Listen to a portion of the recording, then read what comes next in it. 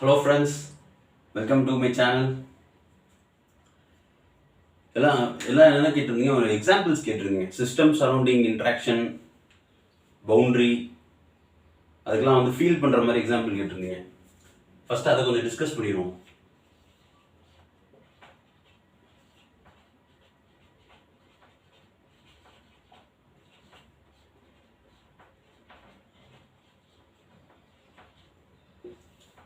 System surrounding interaction நீங்கள் ஃபிசிக்கலாக எங்கே பார்க்கலாம் அப்படின்னாக்க, ஒரு எக்ஸாம்பிள், இப்போ வந்து எல்லா வீட்லேயும் ஃப்ரிட்ஜ் வச்சுருப்பீங்க.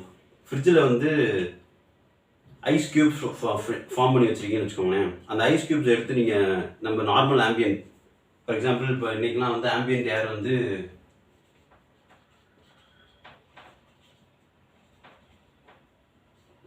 ஆம்பியன்ட் ஏரோட டெம்பரேச்சர் இன்றைக்கெலாம் 35 to 38 இருக்குது.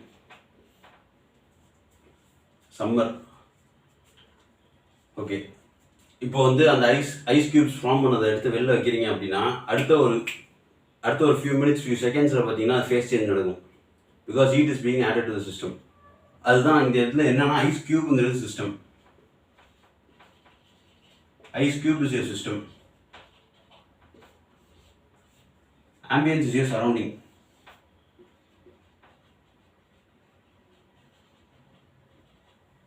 இதே இந்த ஐஸ் க்யூப்பை நீங்கள் எடுத்துகிட்டு போயிட்டு உங்கள் ரூம் வச்சுருக்கீங்க, ஒரு ஏர் கண்டிஷன்டு ரூம், ஓகேவா?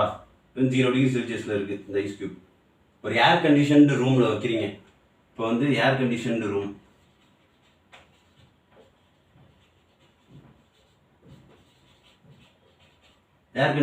வந்து for example it's about 18 degree செல்சியஸில் மெயின்டைன் பண்ணியிருக்கீங்க அந்த ரூமை. இந்த இடத்துல வந்து ஹீட் ட்ரான்ஸ்ஃபர் ரேட் வந்து அதிகமாக இருக்கும்.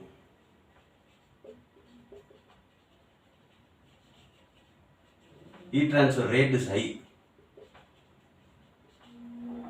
ஹீட் ட்ரான்ஸ்ஃபர் ரேட் இஸ் ஹைனா என்னன்னா, வச்ச ஒரு ஃபியூ மினிட்ஸ் 3 மினிட்ஸில் ஆயிடுதுன்னு வச்சுக்கோங்க ஃபார் எக்ஸாம்பிள். அதே வந்து இதை வந்து இந்த ஏர் கண்டிஷன் ரூமில் வைக்கிறீங்க அப்படின்னா it takes about, heat transfer rate வந்து கொஞ்சம் கம்மியாக இருக்கும். இட் டேக்ஸ் சம்வாட் ஒரு 6 மினிட்ஸ் ஆர் 7 மினிட்ஸ் எடுத்துக்கும். நம்ம சரௌண்டிங் சிஸ்டம், நம்ம ஒரே சிஸ்டம் தான் எடுத்துருக்கோம், பட் சரௌண்டிங்கை பொறுத்து சிஸ்டமோட ஹீட் ட்ரான்ஸ்ஃபர் ரேட் மாறுது. System surrounding interaction. இன்னொரு எக்ஸாம்பிள் என்னன்னா, நீங்களே ஃபீல் பண்ணலாம். என்னன்னா,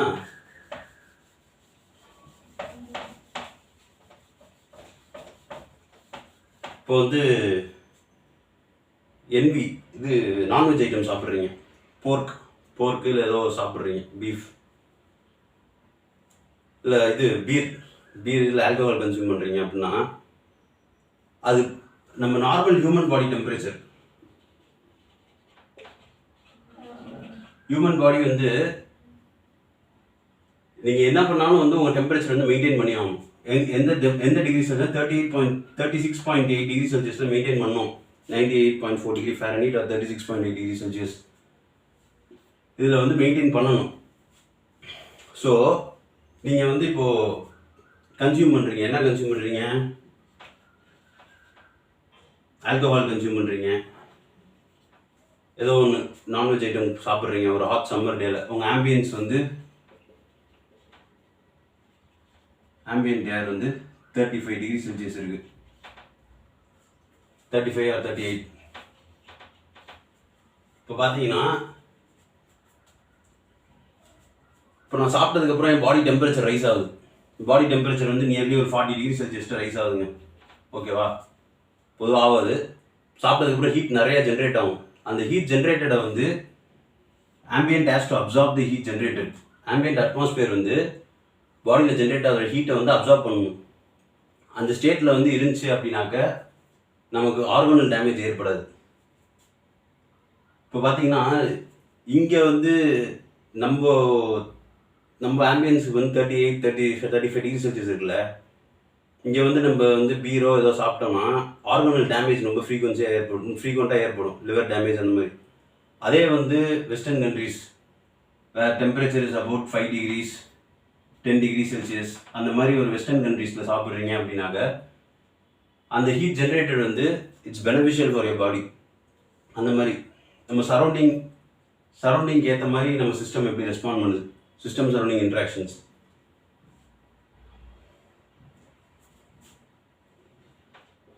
இதில் ஹீட் ஜென்ரேட்டட்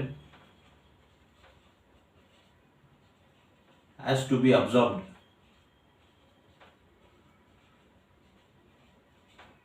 ஆம்பியன்ட் வந்து ஜென்ரேட் ஆகிற ஹீட்டை வந்து அப்சார்ப் பண்ணுற பொட்டன்ஷியல் இருக்கும். அது அந்த டெம்பரேச்சர் டிஃப்ரென்ஸ் பாருங்கள், நியர்லி 40 டிகிரி செல்சியஸ் ஜென்ரேட் ஆகுதா நம்ம சாப்பிட்டதுக்கப்புறம். Nearly temperature difference of 35 degree Celsius temperature difference இருக்குது. ஸோ பொட்டன்ஷியல் ஃபார் ஹீட், நம்ம கொடுக்குற ஹீட்டை அப்சார்ப் பண்ணிக்கிறதுக்கு அது பொட்டன்ஷியல் இருக்குது அந்த அட்மாஸ்பியருக்கு. அதே இந்த அட்மாஸ்பியருக்கு இருக்குது, ஆனால் இல்லை. Nearly temperature difference is very less, delta D வந்து ரொம்ப கம்மியாக இருக்குது. பட் இங்கே வந்து temperature difference is very high. So it has a greater capacity to absorb, greater potential to absorb the heat generated within our body. அதனால தான் அவங்களுக்கு வந்து மோஸ்ட்டாக வந்து இந்த டேமேஜஸ்லாம் ஏற்படாது. நம்ம பீப்புளுக்கு வந்து இந்த ஹாட் சம்மர் டேயில் வந்து இந்த மாதிரி ரொம்ப போர்க்கு இந்த மாதிரிலாம் சாப்பிட்டாங்கன்னா இந்த மாதிரி ஹார்மோனல் டேமேஜஸ் ஏற்படுறதுக்கு வாய்ப்புகள் அதிகம்.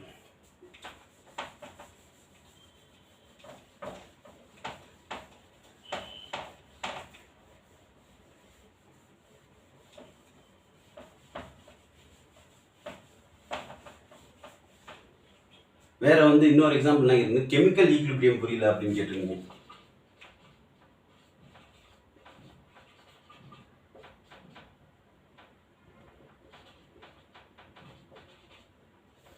கெமிக்கல் ஈக்விலிபிரியம் அது என்ன, கெமிக்கல் பொட்டன்ஷியல் இல்லை அப்படின்னா என்ன?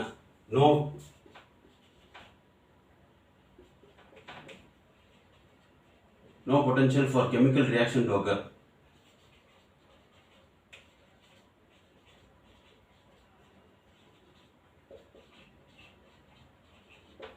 அப்படின்னா என்னன்னா, ஒரு எக்ஸாம்பிள், இப்போ வந்து கெமிக்கல் ரியாக்ஷன் டு occur என்னன்னா, ஃபாசில் ஃபியூல் வெஹிக்கிள்ஸ் யூஸ் பண்ணுறோம், பெட்ரோல் டீசல்லாம் யூஸ் பண்ணுறோம். அதனால வந்து ஏற்படக்கூடிய நம்ம வந்து NOx emission, hydrocarbons, unburnt hydrocarbons, soot particles, carbon soot particles, hydrocarbons, unburnt,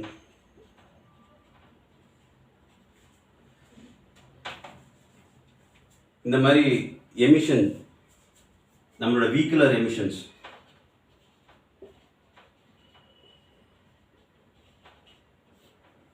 இந்த எமிஷன்ஸ்னால என்ன ஆகுது, இப்போ வந்து வாட்டர், இப்போ வந்து இந்த நைட்ரிக் ஆக்சைட்ஸ் இருக்குன்னு வச்சுக்கோங்க, நைட்ரஜன் ஆக்சைட்ஸ், அது போய் ஒரு வாட்டர் மாலிகுலோட ஜாயின் பண்ணும்போது என்ன ஆகும்னா, சல்ஃபர் ஆக்சைட்ஸ் நைட்ரிக் ஆக்சைட்ஸ்லாம் என்ன ஆகும் அப்படின்னா ஆசிட் ரெயினாக ஃபார்ம் ஆகும்.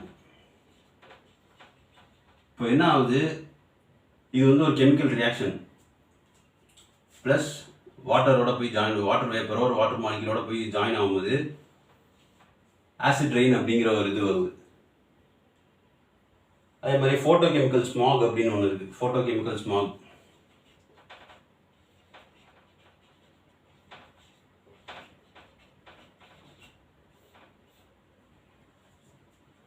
அதே மாதிரி இந்த எமிஷன் கேஸஸ்லாம் போயிட்டு கிரவுண்ட் லெவல் ஓசோனை ரியாக்ட் பண்ணி அட் ஹை டெம்பரேச்சர்ஸில் விஷனை மறைக்கணும். அதாவது வந்து ஃபோட்டோ கெமிக்கல் ஸ்மாக் எப்படின்னாக்க, நீங்கள் பகலில் வண்டி ஓட்டும் போதே உங்களுக்கு ரோடு தெரியாது, அந்த மாதிரி வந்து நம்மளால் ரெஸ்பயர் பண்ண முடியாது, அது வேறு. அதான் வந்து photo chemical smack occurs at high temperatures.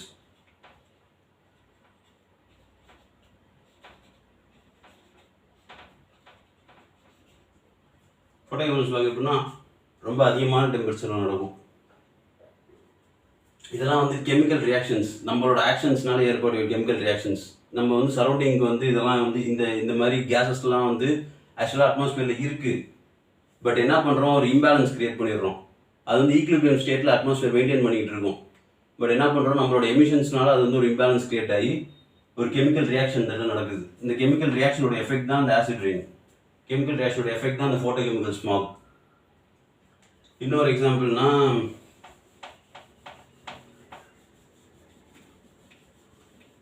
எல்லார் வீட்லேயும் ஃப்ரிட்ஜு, ஏர் கண்டிஷனர்லாம் வச்சுருப்பீங்க. இப்போ வர ஏர் கண்டிஷனர்ஸ்லாம் வந்து குளோரின், அதாவது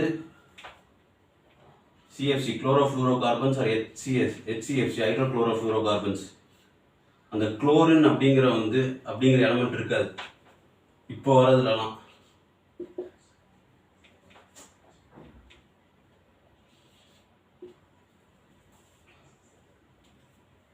ஓகேவா? இந்த குளோரின் எவ்வளோ டேஞ்சரஸ் அப்படின்னா ஹைலி டேஞ்சரஸ். இது என்ன பண்ணும் அப்படின்னாக்க,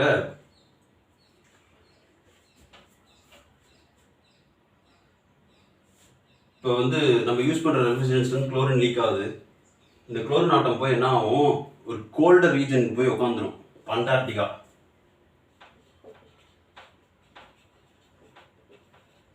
நம்ம யூஸ் பண்ணுற குளோரின் எல்லாமே போய் இந்த இடத்துல போய் அக்குமுலேட் ஆகிடும், கோல்டர் ரீஜனில் போய் அக்குமுலேட் ஆகிக்கும். வெயில் காலம் வர வரைக்கும் வெயிட் பண்ணிகிட்டு இருக்கோம். வெயில் காலம் வந்ததுக்கப்புறம் என்ன ஆகும் அப்படின்னா, இது என்ன ஆகும், குளோரின் வந்து ஆக்சிஜனோட ரியாக்ட் பண்ணும்.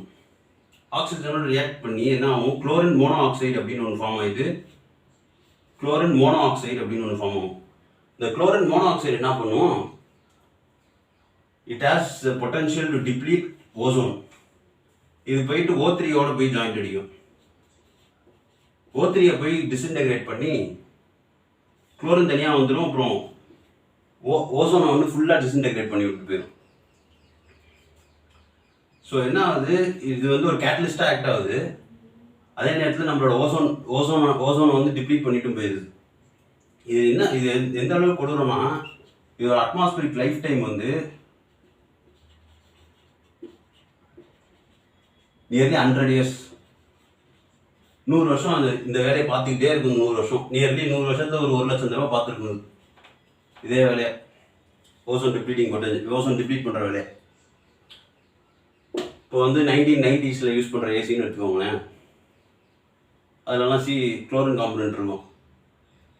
அந்த குளோரின் காம்பனண்ட்லாம் பார்த்தீங்கன்னா வந்து அட்மாஸ்பியரில் போய் நேரம் ஜாயின் ஆகிருக்கும். ஓசோன் டிப்ளீட் அதெல்லாம் நம்ம பார்த்துட்டு தான் இருக்கும். இப்போ அதோட எஃபெக்டே பார்த்தீங்கன்னா, இப்போ 1990 ஒரு மாலிக்யூல் வெளில வந்திருக்கு அப்படின்னா, அதோட எஃபெக்டே வந்து 2090 தான் வந்து அந்த ஒரு எலமெண்டோட எஃபெக்டே முடியும். ஸோ நம்மளோட ஆக்டிவிட்டீஸ் வந்து சரௌண்டிங்கில் வந்து ஒரு மாற்றத்தை, ஒரு ஈக்குலிபிரியமாக இருந்த சரௌண்டிங்கில் வந்து நம்மளோட ஆக்டிவிட்டீஸ் வந்து இம்பேலன்ஸ் கிரியேட் பண்ணிடுச்சு.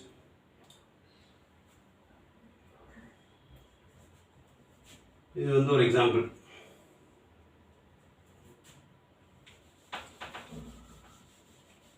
கெமிக்கல் ரியாக்ஷன்ஸ், கெமிக்கல் ஈக்குலிபிரியம் இல்லாமல் போயிடுச்சு சிஸ்டம் சரௌண்டிங்கில்.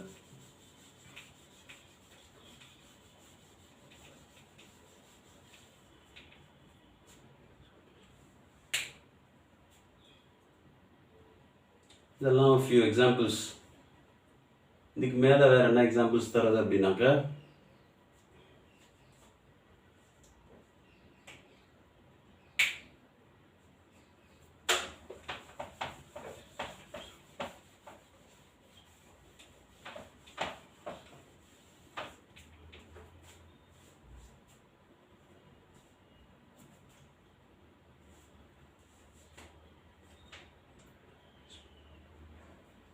எக்ஸாம்பிள் வந்து ஒரு ரெஃப்ரிஜரேஷன் சிஸ்டம் இருக்கு.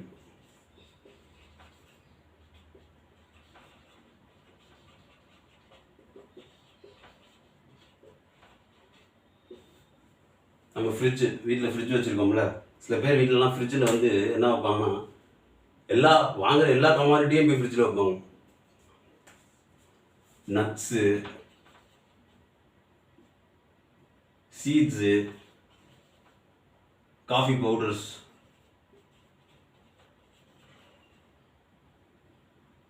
சில்லி, எல்லா கமாடிட்டியும் போய் வைப்பாங்க.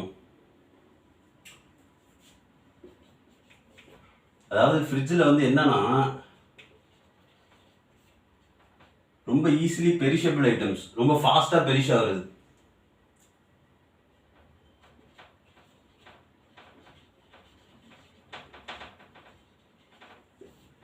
வைக்கலாம், நீங்கள் எல்லாத்தையும் வைக்கலாம். இப்போ இதுக்கெல்லாம் பார்த்தீங்கன்னா உங்களுக்கு வந்து ஸ்டோரேஜ் டெம்பரேச்சரே வந்து nearly 32 degree Celsius or 33 degree Celsius அப்படி தான். அதில் ஸ்டோர் பண்ணாலே போதும், உங்களுக்கு ஷெல்ஃப் லைஃப் அதிகமாக இருக்கும். சாதாரணமாக வெளில வச்சாலே போதும். இது என்ன பிரச்சனை உருவாக்கும் அப்படின்னாக்க, சரி காசு இருக்குது வச்சுக்கலாம். இப்போ வந்து உங்கள் ஃப்ரிட்ஜோட லோடை வந்து அதிகப்படுத்தி விடுதலாம். ஜஸ்ட் வெஜிடபிள்ஸையும் இதையும் மட்டும் வைக்கிற இடத்துல, வெஜிடபிள்ஸ், ஃப்ளவர்ஸ், பூவெல்லாம் வைக்கிற இடத்துல நீங்கள் வந்து இதெல்லாம் வைக்கிறீங்க அப்படின்னா உங்கள் ஃப்ரிட்ஜோட லோடு அதிகமாகுதுன்னா உங்கள் பர்சனலாக உங்களுக்கு பார்த்தீங்கன்னா பவர் கன்சம்ஷன் அதிகமாகும், எலக்ட்ரிசிட்டி பில் அதிகமாகும். அதை விட்டுருங்க. அது இல்லாமல் இது சரௌண்டிங்க்கு என்ன மாதிரி இம்பேக்ட் ஏற்படுத்துது. இப்போ வந்து ஃப்ரிட்ஜ் வந்து சர்டன் அமௌண்ட் ஆஃப் ஹீட்டை வந்து எடுக்குது. எல்லா கமாடிட்டி நீங்கள் வைக்கிற ஒவ்வொரு ஐட்டத்துக்கு வந்து ஹீட்டை வந்து ரிமூவ் பண்ணுது. அந்த ஹீட் ரிமூவை வந்து எதில் போய் எதில் போய் சேர்க்குதுன்னா நம்ம அட்மாஸ்பியரில் தான் போய் அந்த atmosphere acts as a sink. புரியுதா? இது எடுக்கிற ஹீட்டை கொண்டு போய் அட்மாஸ்பியரில் சேர்த்து விட்டுருது. ஸோ என்ன பண்ணுறீங்க, உங்களுக்கு தெரியாமலே நீங்கள் வந்து ஆக்சுவலாக வந்து உங்களுக்கு வந்து பவர் கன்சம்ஷன் அதிகமாகுது. பட் இதோட இம்பேக்ட் வந்து ஒரு சிங்கிள் டேல தெரியாது. இது வந்து ஓவர் பீரியட் ஆஃப் டைமில் தான் வந்து இதோட இம்பேக்ட் தெரியும்.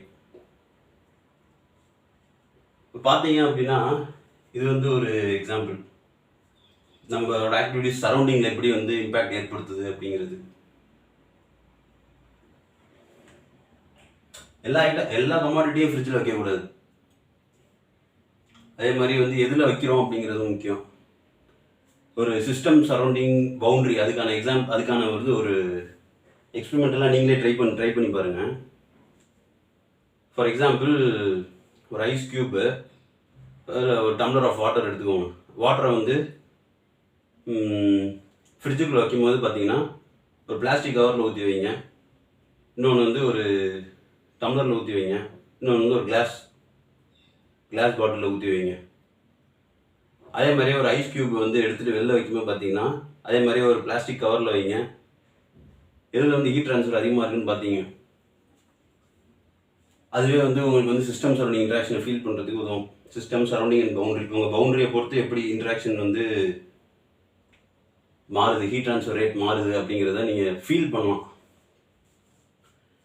ஸோ வந்து ரெஃப்ரிஜரேஷன் சிஸ்டம்ஸில் பார்த்தீங்கன்னா எல்லா கமாடிட்டிஸையும் வைக்கக்கூடாது.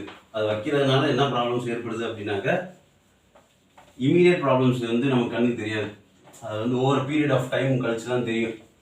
உங்கள் அட்மாஸ்பியரில் வந்து நீங்கள் ஹீட் ஆட் பண்ணிக்கிட்டு இருக்கீங்க, தேவையில்லாத ஒரு பேர்டன் அட்மாஸ்பியருக்கு. அது ஈஸிலி நம்ம சாப்பிட்ற அந்த காய்கறியையும் ஃப்ளவர்ஸு வீட்டில் பெருசாக யூஸ் பண்ண போகிறதில்ல, அது மட்டும் தான் யூஸ் பண்ணுவோம். நம்ம அந்த பெரிஷபிள் ஐட்டம்ஸை மட்டும் நம்ம தேவையான அளவு ரெஃப்ரிஜரேட் பண்ணி வச்சா போதும். அடுத்து பார்த்தீங்கன்னா இதே மாதிரியே வந்து சிஸ்டம் சரௌண்டிங் பார்த்தீங்கன்னா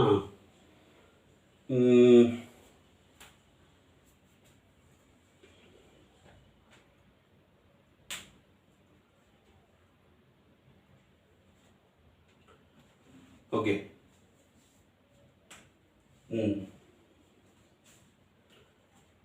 இப்போ பார்த்தீங்கன்னா ஒரு அப்பார்ட்மெண்ட்டில் இருக்கீங்க.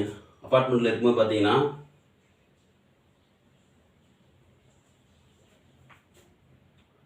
அங்கே ரொம்ப ஈஸியாக ஃபீல் பண்ணலாம். இப்போ வந்து நீங்கள் ஒரு ரூமில் இருக்கீங்க, உங்கள் வீடு இதுதான், ஓகேவா? இப்போ வந்து உங்களுக்கு கீழே ஒரு ஃப்ளோர் இருக்குது. இந்த இடத்துல வந்து இப்போ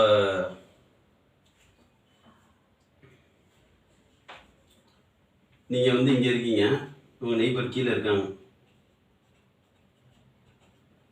இப்போ வந்து நெய்பர் வீட்டில் ஏசி யூஸ் பண்ணுறாங்க. ஏசியை யூஸ் பண்ணுறவங்க என்ன பண்ணுறாங்க, கண்டென்சிங் யூனிட்டை கொண்டு வந்து அவங்க சன்ஷேட் மேலே வச்சிடுறாங்க. இப்போ என்ன ஆகும், நம்ம ஆம்பியன்ஸ் வந்து 35 or 38 டிகிரி செல்சியஸ்னு சொன்னோன்னா, ஆம்பியன்ட்டு இன்றைக்கெலாம் 35 or 38 டிகிரி செல்சியஸ் இருக்கும். இப்போது இது வந்து கண்டென்சிங் யூனிட்லேருந்து ஹீட் வந்து வெளியில் போகணும். ஸோ அப்போ வந்து ரெஃப்ரிஜரண்ட் வந்து நியர்லி வந்து எந்த டெம்பரேச்சரில் இருக்குன்னா 45 டிகிரி செல்சியஸ்ட்டு இருக்கும். ஒரு நியர்லி வந்து 10 டிகிரி டெல்டா டி இருந்தால் தான் நமக்கு வந்து ஹீட் வந்து இங்கேருந்து இங்கே ட்ரான்ஸ்ஃபர் ஆகும். ஆம்பியன்ட் வந்து ஹீட்டை எடுக்கும், ஓகேவா? டெம்பரேச்சர் டிஃப்ரென்ஸ் வந்து நியர்லி ஒரு 10 டிகிரி செல்சியஸ். இப்போ இந்த 45 டிகிரி செல்சியஸ் என்ன பண்ணும், இந்த இடத்துல இந்த லோக்கல் ஏரோட டெம்பரேச்சரை அதிகப்படுத்திடும். அப்போ என்ன பண்ண முடியும், உங்களால் இந்த இடத்துல சர்வே பண்ண முடியாது.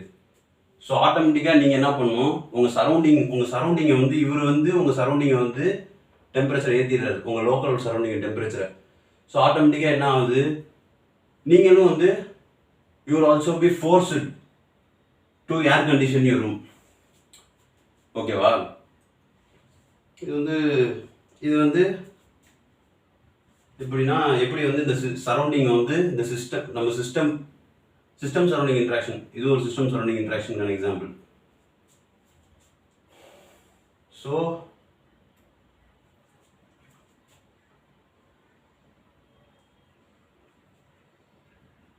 அதனால தான் பார்த்தீங்கன்னா சென்னையில் டி நகர் ஏரியா, அந்த ஏரியாலாம் பார்த்தீங்கன்னா டி நகர், இந்த ஐடி காரிடோர்லாம் இருக்குல்ல, அந்த ஏரியாஸ்லாம் பார்த்தீங்கன்னா நிறையா டால் பில்டிங்ஸ்லாம் இருக்குது, எல்லாம் நிறையா சிஸ்டம்ஸ்லாம் யூஸ் பண்ணுறதுனால அந்த இடத்துல வந்து அர்பன் ஹீட் ஐலாண்ட்னு அனலைஸ் பண்ணியிருப்பாங்க.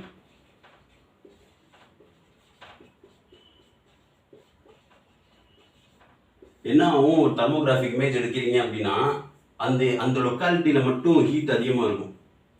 அந்த பர்டிகுலர் லொக்காலிட்டிஸில் டி நகரில் இருக்குது அப்படின்னாக்க,